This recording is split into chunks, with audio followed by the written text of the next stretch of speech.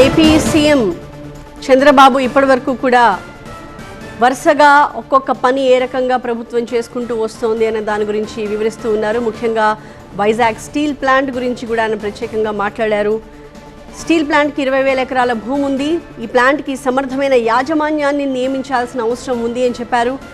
తాము ఒక్కొక్క పని మెల్లిగా చేసుకుంటూ వస్తూ ఉన్నామని చెప్తున్నారు. స్టీల్ ప్లాంట్కి సంబంధించి కేంద్రం నుంచి భారీ ఎత్తున ప్యాకేజ్ రావడం వెనక తమ కృషి ఉంది అని చెప్పారు. 7 నెలల్లో 4 లక్షల కోట్ల పెట్టుబడులకు ఒప్పందాలు జరిగాయి.